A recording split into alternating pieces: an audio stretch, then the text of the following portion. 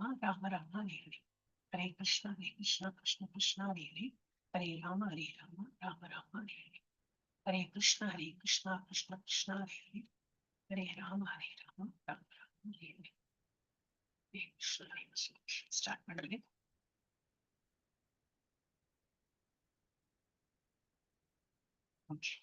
Hare Krishna, Sikshashtakam.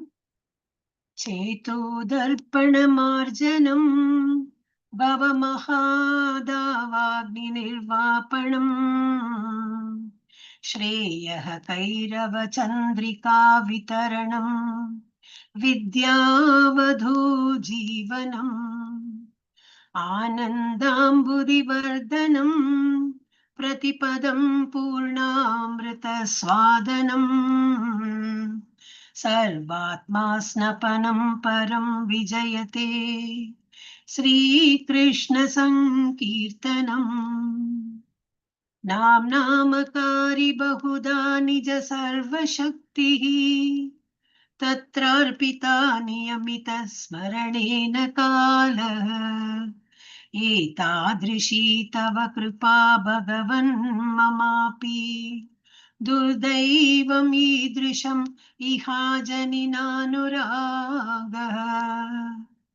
तृणादपि सुनीचेन तरोरपि सहिष्णुना अमानिना मानदेन कीर्तनीयः सदा हरिः न धनं न जनं न सुन्दरीं कवितां वा जगदीश कामये मम जन्मनि जन्मनीश्वरे भवताद्भक्ति अहैतुकी त्वयि ऐनन्दतनुज किङ्करं पतितं मां विषमे भवाम्बुधौ कृपया तव पादपङ्कज स्थितधूली सदृशं विचिन्तय नयनं गलदश्रुधारया वदनं गद्गदरुद्धया गिरा पुलकैर्निचितं वपुः कदा तव नाम ग्रहणे ब्रविष्यति युगायितं निमेषेण चक्षुषा प्रावृषायितं शून्यायितं जगत् सर्वं गोविन्द विरहेण मे आश्लिष्य वा पादरतां पिनष्टु माम् अदर्शनान् मर्महतां करोतु वा यथा तथा वा विदधातु लम्पटो मत्प्राणनाथस्तु स एव नापरः हरे Krishna Krishna Krishna Hare Hare Hare Ram Ram Ram Hare Hare Hare Krishna Krishna Krishna Hare Hare Hare Ram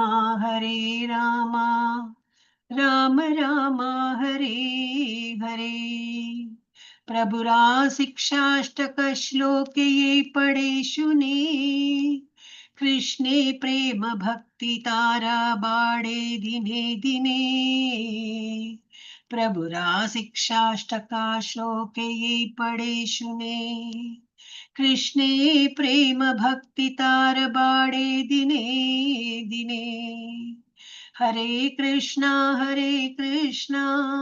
Krishna Krishna Hare Hare Hare Ram Ram Ram Hare Hare Hare Krishna Krishna Krishna Hare Hare Hare Ram Ram Ram Hare Hare. So this is Sikshashtakam. இதுல வந்து the last நம்ம பாடணும் இல்லையா, பிரபுரா சிக்ஷாஷ்டகம் திரும்பி ஷேர் பண்றாங்க. அது வந்து கோயில வந்து பாடுறது. அது என்னன்னா ஃபலஸ்ருதி தான். ஒரு நிமிஷம். சிக்ஷாஷ்டகம். யா, இது இருக்கு இல்லையா, பிரபுரா சிக்ஷாஷ்டகா.